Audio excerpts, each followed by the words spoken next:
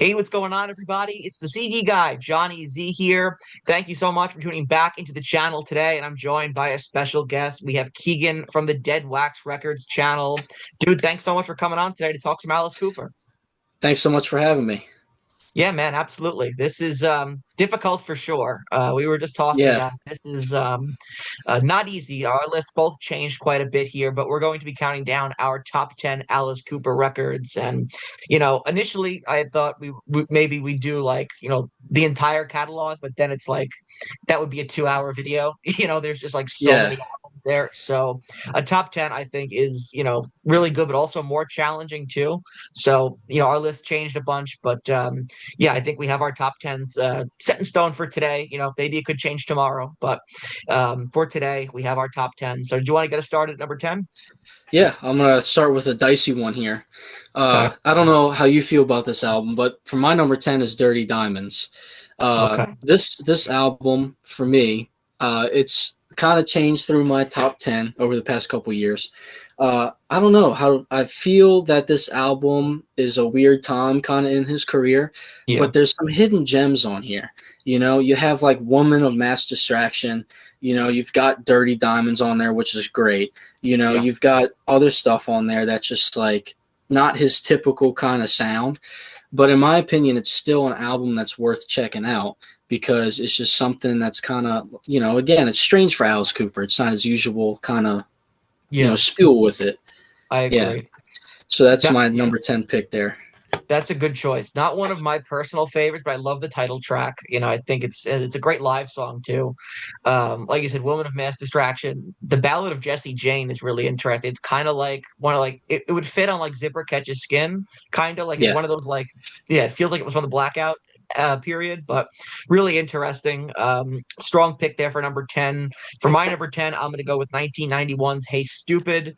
This album did its job of, keeping Alice in the mainstream and on the radio, in the midst of, 91, which was an insane year, I mean, so many great albums, right? And it would have been really easy for Alice to kind of get lost in the shuffle, but, this record was kind of the perfect balance of like accessibility and, classic Alice Cooper, just to keep everybody happy here. And it feels like a continuation of kind of his commercial resurgence on Trash, but over time, I've grown to enjoy Hey Stupid more than Trash. 90s Alice, I think, did a fantastic job of kind of seamlessly transitioning back and forth between the musician Alice Cooper and the character Alice Cooper. And this album has its share of, radio friendly ballads. You have Might As Well Be on Mars, you have Die For You, but also a great mix of, more theatrical rockers, right? Like Snakebite, Hurricane Years, Dangerous Tonight, and more. And, personally, I never need to hear Feed My Frankenstein again, but it's a classic as well. And this record also has a ton of really cool guest appearances on here. You've got Ozzy and Slash on the title track, also appearances from Mick Mars, Nikki Sixx, Joe Satriani, Steve Vai, and more. And so it just goes to show that no matter how big of a musician you are, everybody wants to work with Alice Cooper. And I think a lot of these tracks have aged really well. And whenever Alice breaks out a deep cut from this record, it always sounds great live. I was thrilled when he brought back Snakebite a couple of years ago. Snakebite. Yep. Yeah, fantastic! Such a powerful chorus, such a great song Oh, with the yeah. snake, everything so good. And I saw that he recently debuted "Might As Well Be on Mars" a few months ago at Night at the Proms with an orchestra, and that sounded awesome. So, just in general, I think it's a really fun record all the way around, and definitely did its job of keeping Alice relevant in '91. Yeah, it's a great, Yes, great that's my pick number there. 10. All right, so my number 9 here. This one I've really did some thinking about. This is a record I go back and forth with from time to time, but it's Brutal Planet. The two songs that I really love off of this record are Brutal Planet and Wicked Young Man. Two of my favorites. Yeah, Just the way his voice is on this album, and it's just like, to me, it's just like if you're getting into Alice Cooper and you want something that's maybe a little, uh, in terms heavier, hmm I always tell people check out Brutal Planet, Wicked Young Man. So from time to time I'll pop this record on. It's changes from my top 10, but it's still one that kind of sticks up there. But yeah, that's my number 9 pick there. That's a great choice. That's going to be a little higher on my list, so I'll get to it. But that was one of the first Cooper albums I ever heard. And I remember like being like, I don't know, 10, 11 years old. And, my dad got me into Alice Cooper. I remember, he would have Brutal Planet like in the car, and I'd say, "Can we listen to this?" And he'd be like, "No, that one's a little bit rough for you." And I was like, "Oh, come on." And, when someone says don't listen to it, now you want to listen to it even more. And like it Yeah. eventually became, yeah, one of my favorite Cooper albums. So I'll get to it a little bit, but that's a fantastic choice. Number nine for me, I'm going to stick with 90s Cooper here. I'm going to go with The Last Temptation from 1994.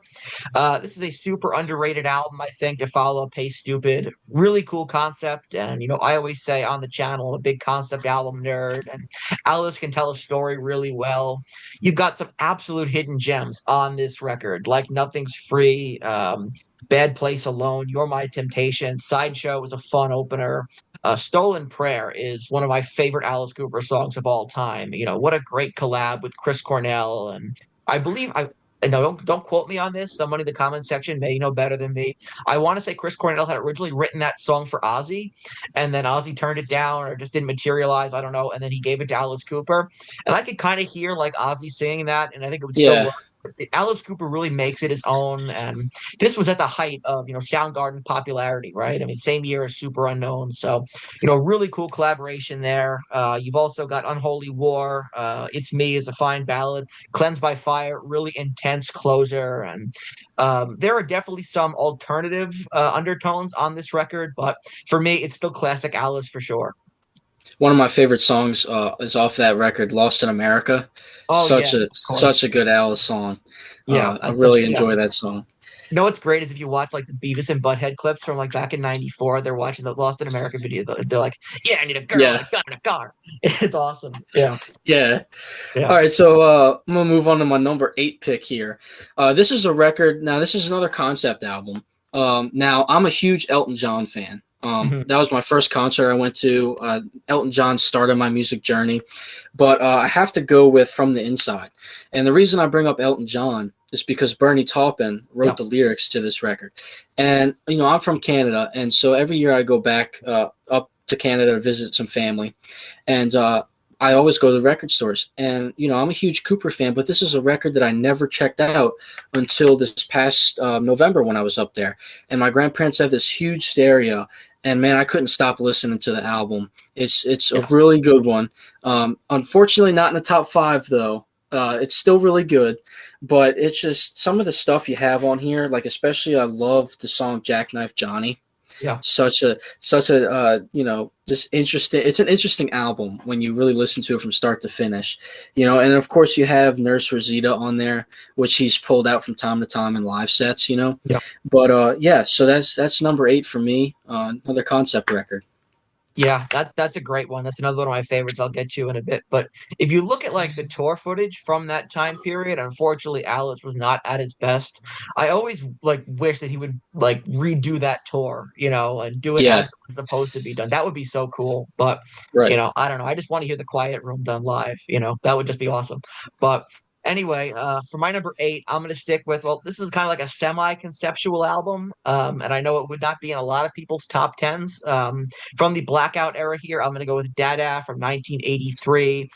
I wish I could put this even higher, but there's just, too many great Alice Cooper albums. And this is one of those guilty pleasure Cooper records where, I know he was not operating at 100% by this point, and he doesn't remember recording the album at all. He pretty much hit rock bottom by 83, but somehow, Alice Cooper, Bob Ezrin, and Dick Wagner somehow pulled together an accidental classic here.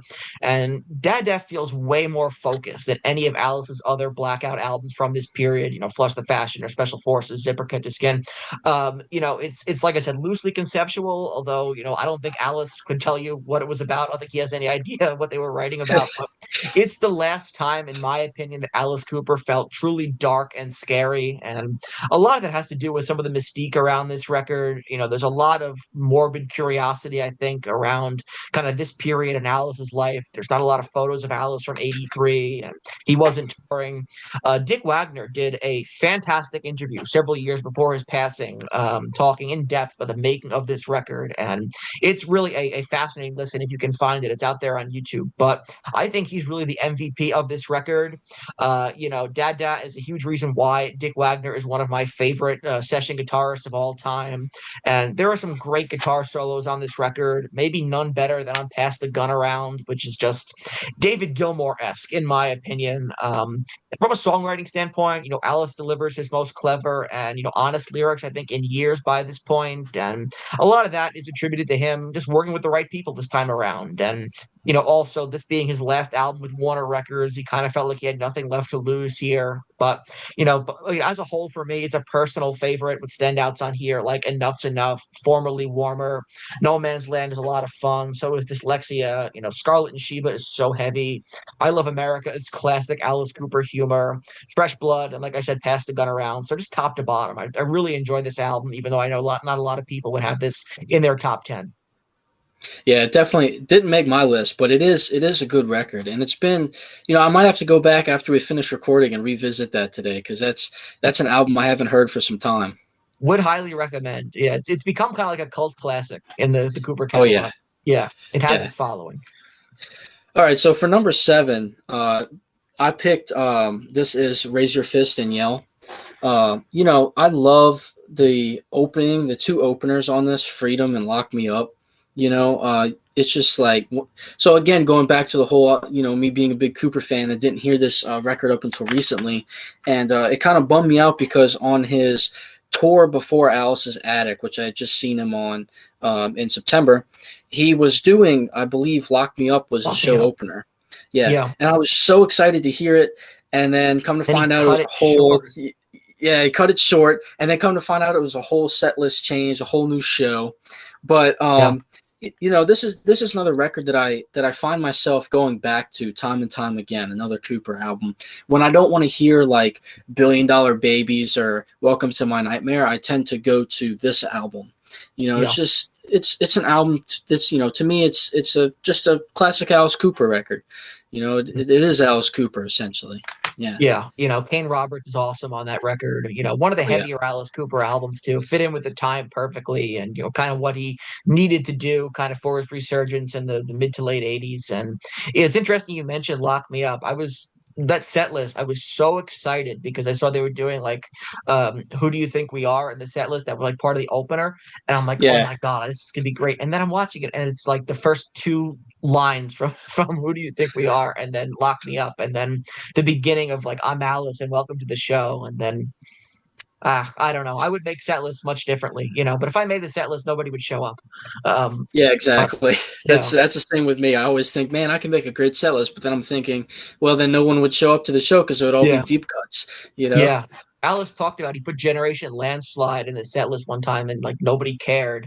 And I'm thinking to myself, Generation Landslide's a deep cut. Like I would go way deeper than that. Like, oh man, you Yeah. know.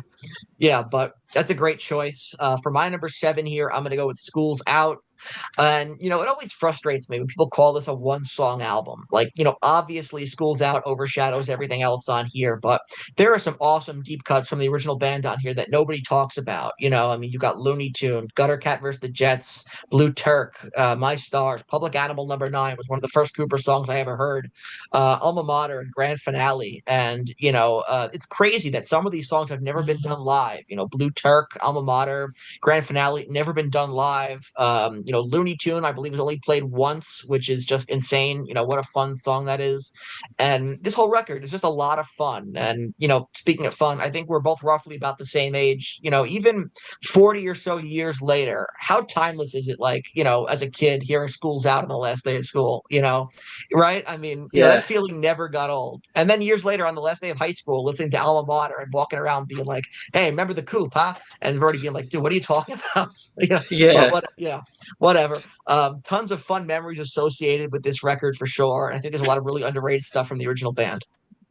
Yeah, that was the song I played every year when I finished a year of high school up until I graduated was School's Out on the entire ride home. Nothing Oh, but School's absolutely. Out. Yeah. Just one of those classic timeless. It's a timeless album. Yeah. So for my number six pick here, we're gonna go to one that you already had on your list, but it's Hey Stupid. Um, just going back to what you said, it's classic '90s. Alice Cooper. To me, again, I don't need to hear, Hey Stupid and Feed My Frankenstein ever again in my life, and I'll be content. But it's tracks like Love's a Loaded Gun, Snake Bite, Dangerous Tonight, which when I saw him last, he was, I think he played it for the first time in a couple of years. He brought it Mhm. back to the set. And Wind Up Toy, Die For You, Little by, it's Hurricane Years, songs like that I really enjoy off the record. But again, Yeah. I don't need to hear Hey Stupid or Feed My Frankenstein ever again, and I'll be happy. Yeah. But that's my number six pick there.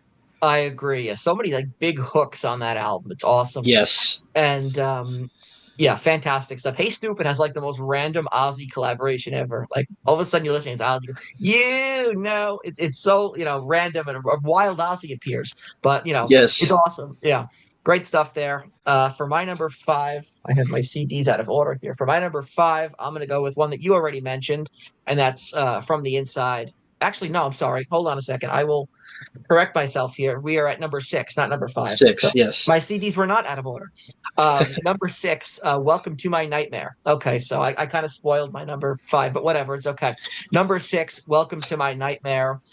This is Alice's first solo record after the disbandment of the original Alice Cooper group. And it was essentially do or die for Alice with this record and the tour, and he proved without a shadow of a doubt that he could be a money making solo artist on his own. And it's another really fun concept. The TV movie is awesome. I actually had the VHS tape of the TV movie signed by Alice Cooper, which is really cool.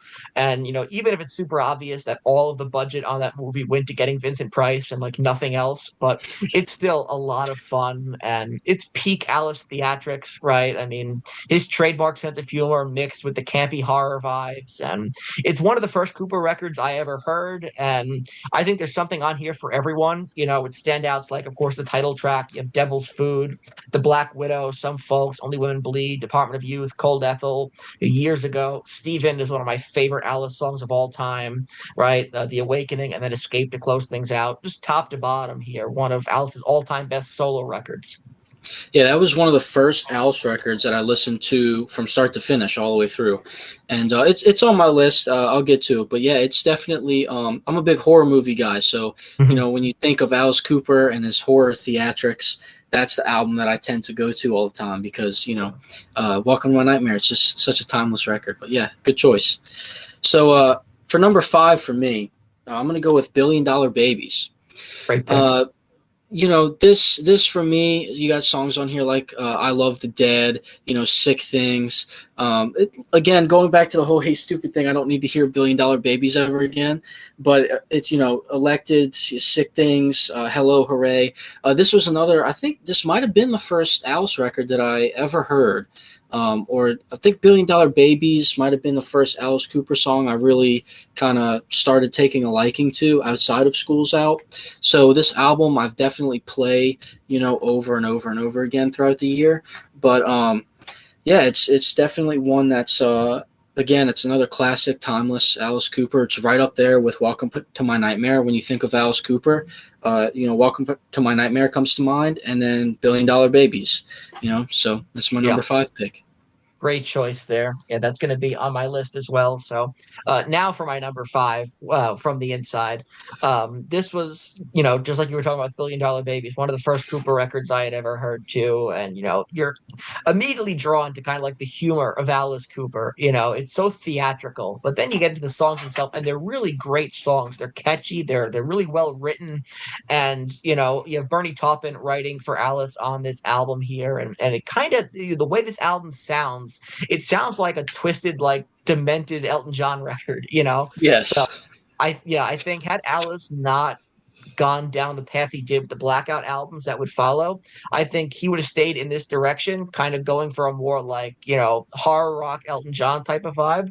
That would have been really cool, but we only kind of get one glimpse of that, and it's on From the Inside. And of course, Alice had been to the insane asylum, right, to get sober. That's how they did things back in 1978, 79. So he had a lot of material to work with here. And he still says these are based on real people, which is wild.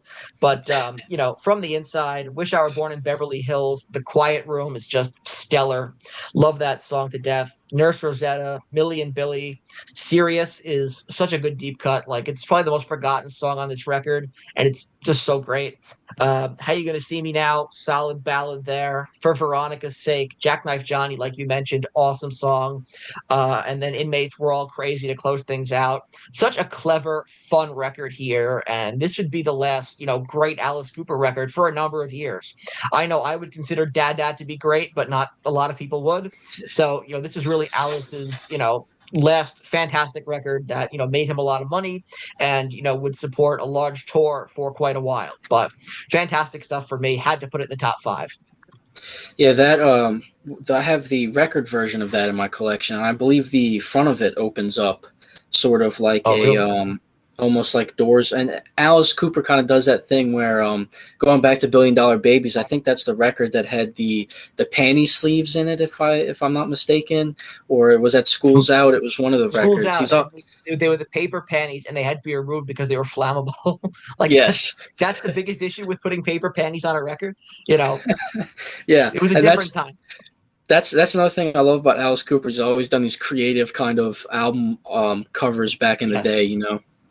yes. All right, so Oh, sorry to cut you off. I was just say the original pressing, I believe, of Killer had a calendar in it too, which is really yeah, cool. Yeah, like there were yeah, always cool inserts. Yeah, but always cool inserts. yeah, Yeah. So for my number, what are we on 4? four. So this is about as probably low in the ranking as this will ever get for me, and I didn't know how to feel about this when this album was first announced. But The Revenge of Alice Cooper. Oh wow, Um, yeah. So interesting choice. yeah, so we're cutting into. I know it's considered like the original band Mhm. album, but to me it's just like it's an Alice Cooper record. It's like a solo record, Yeah, just with the original guys playing on it. And when I first heard Black Mamba, I was like, I don't know how I feel about this. And then the record came out, and I love it. Absolutely love this album. And you got such great things on here. Like One Night Stand is probably my favorite song off of here.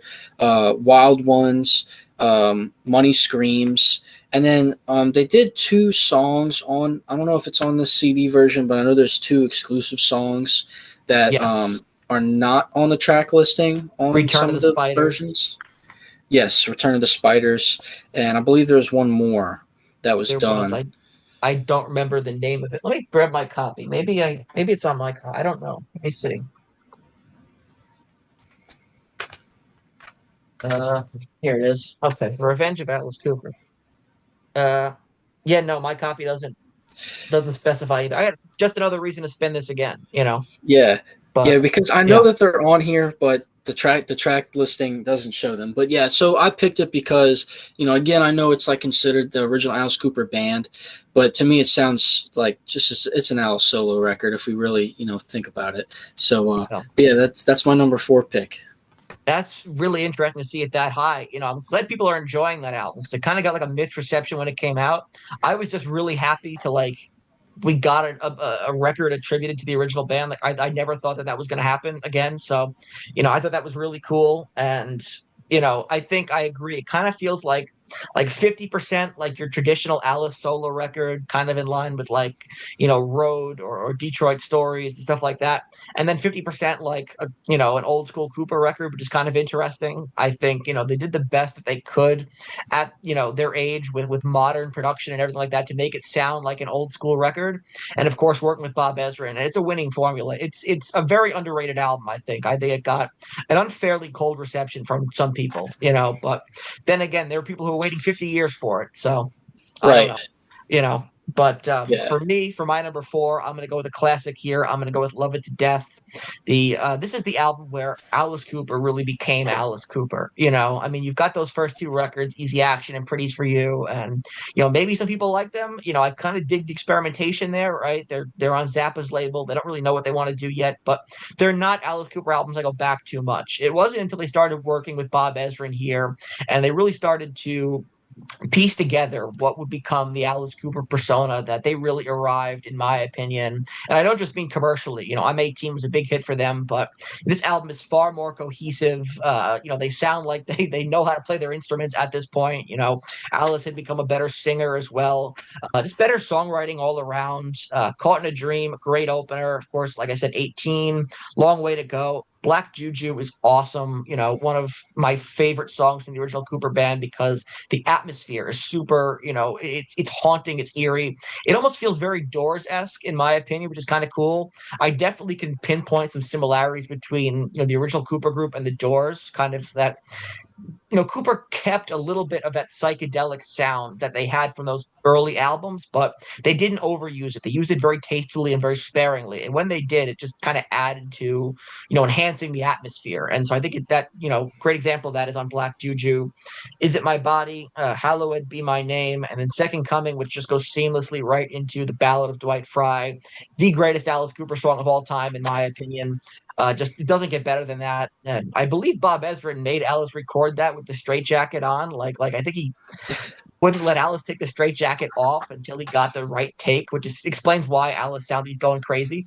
But yeah, Yes. such great stuff. And then Sunrise to close things out, top to bottom, fantastic stuff here. And kind of, the original Alice Cooper group's last chance. It was kind of going to be like, one strike, two strike, three strikes, you're out. But, on this one, to keep the baseball metaphors going, they hit a home run here, so to speak.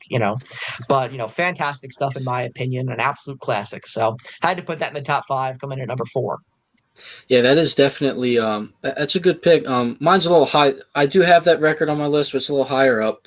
But yeah, that is definitely I think like the first real like time that, like you said, that they had three strikes and it was either they get it right or they're done. So, Yeah. that's why they have so many hits on that record, is because they just put it all, into it. And Yeah. yeah, that song, like you said, Dwight Fry, but I'll get into it when I get to the record Yeah. on my ranking there. Yeah. So okay, so my top, now we're in the top three. So for number three, I got to go with Trash. Okay. Nice Uh, choice. yeah, so some of my favorite Alice Cooper songs are on this album. Spark in the Dark, House of Fire, Bed of Nails, I'm Your Gun is like one of my all-time favorite Alice Cooper songs. In my opinion, I think you should play it live more.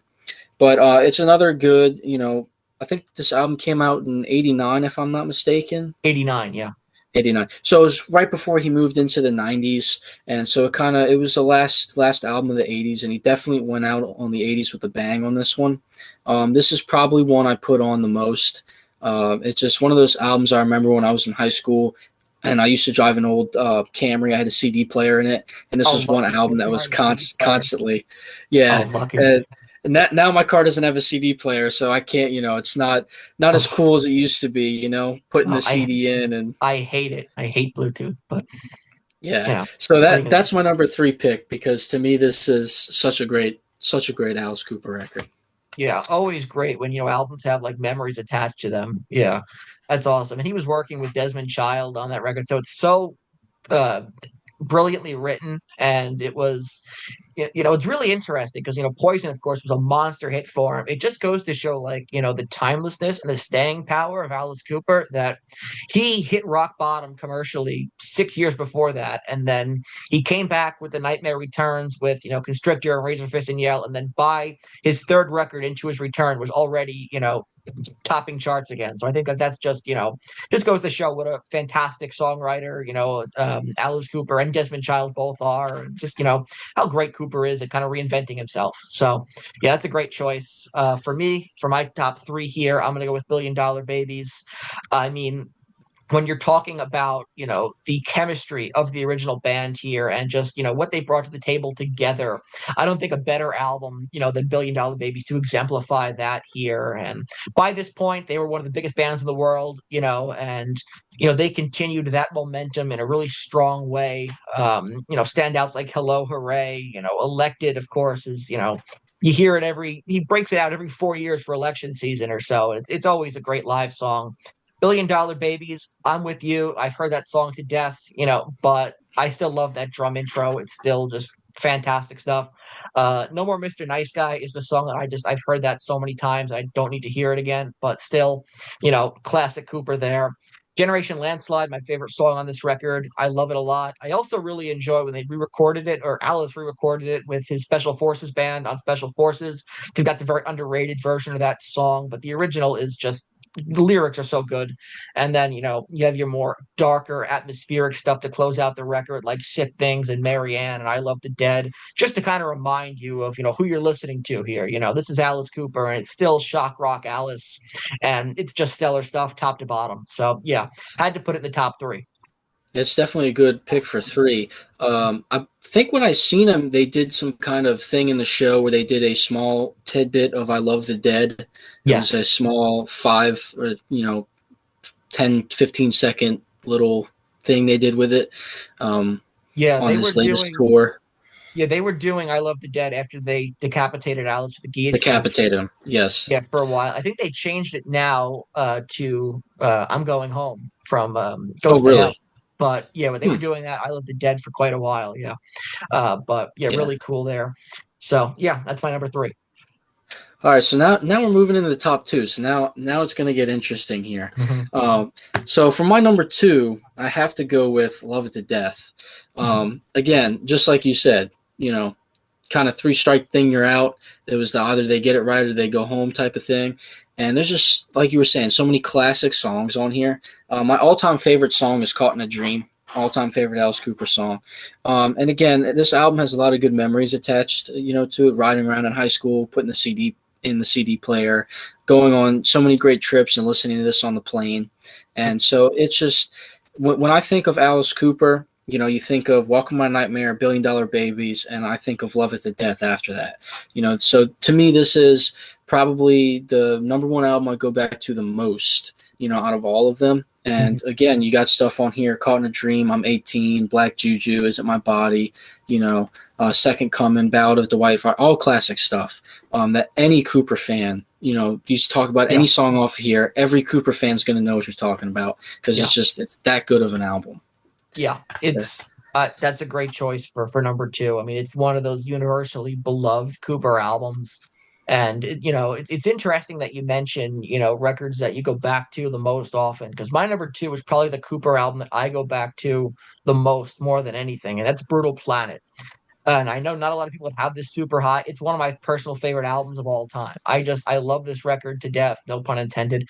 But just great stuff on here. This is industrial Alice, or industrial inspired. Very much kind of tinged with what Rob Zombie and Marilyn Manson were doing around this time. And with Alice, it never really felt like a sellout. It always felt more like he was a fan of what Manson was doing at the time and stuff like that. And so he said, well, I can do that too. I can show everybody, I can be, more shocking than him and stuff like that. But, it was a friendly rivalry, stuff like that. But Alice Cooper never got the same level of credit as, say, a Bowie or a Zappa for how he could reinvent himself so many times. Bowie was called the musical chameleon, but Alice Cooper too was able to kind of weave his way through so many different genres of music throughout his career. It's really incredible. For me, Brutal Planet is just one of my favorite Cooper reinventions. If you look at him on the back, like I don't think Alice ever looked cooler, and the atmosphere and the vibe here is so great. I love songs like the title track, "Wicked Young Man," like you mentioned, is just a classic Alice Cooper song. "Sanctuary," "Blow Me a Kiss," "Eat Some More," "Pick Up the Bones" is super heavy. I mean, that chorus is just so explosive. "Take It Like a Woman," kind of like "Only Women Bleed 2.0," but still really good.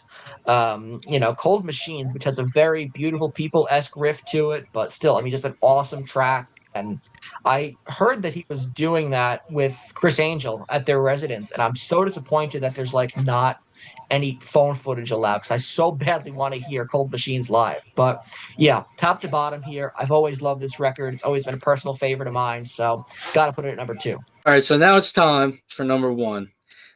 So this to me, this is the perfect Alice Cooper album. This I probably don't go back to as much as my number two pick, but I had to go with "Welcome to My Nightmare." Okay, So great choice. Yeah, this is definitely, again, this is probably the first Alice Cooper record I listened to from start to finish. So many great things on here, like, Devil's Food goes right into the Black Widow. Yeah. Um, yeah, You got that Only great Women monologue Bleed. too by Vincent Price. Yes, oh yeah, Yeah. one of the best monologues out there in, So in awesome. music. And then, of course, you have stuff like Department of Youth, Cold Ethel, which Yeah. is just like, I don't know if you've ever heard the Vince Neil version of Cold Ethel.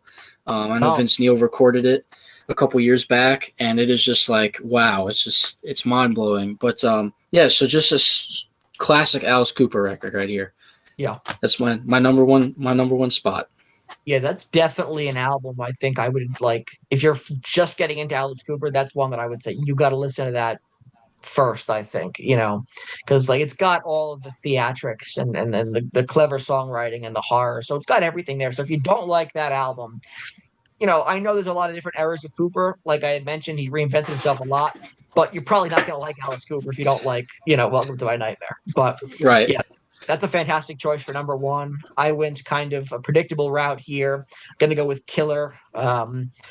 This is another one of those records here that I just feel is a perfect, Alice Cooper album. If Brutal Planet is the one I listen to the most, this is probably the one I listen to, just as often, if not, second, most. But I mean, Under My Wheels, Be My Lover, Halo Flies, Desperado is just so awesome. And that's very Doorsy. And I know it was written, well, it depends on who you ask, but Alice says it was written about Jim Morrison. It's very Doorsy, in my opinion.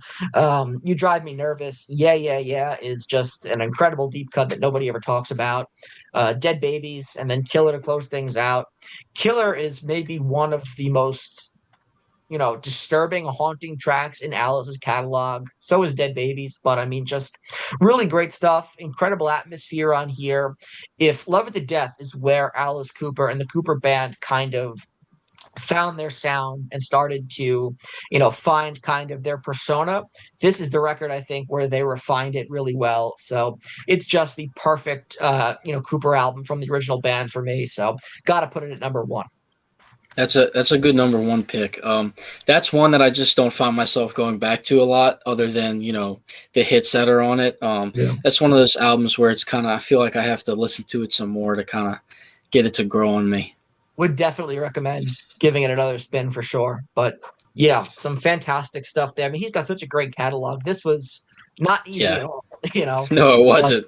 yeah, if we did this video again, like next week, I'm sure that the list would be different. Yeah, But yeah, these are some of our favorites. So that wraps up this ranking here, counting down our top 10 favorite Alice Cooper albums of all time from his very vast and spacious catalog. And I want to thank you so much for coming on the channel here today. Everyone, check out his channel, Dead Wax Records. He does a lot of really cool haul videos. He's got an awesome collection, as you can see, behind him there.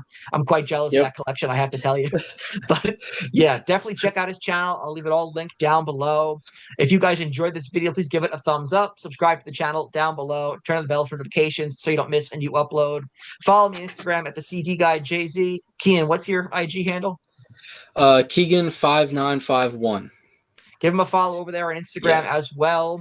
And, let us know down in the comment section below. What are your thoughts on our choices? What are some of your favorite Alice Cooper albums? Give us your top 10. We'd love to hear them. And until next time, it's the CD guy, Johnny Z, signing off. Take care, everybody.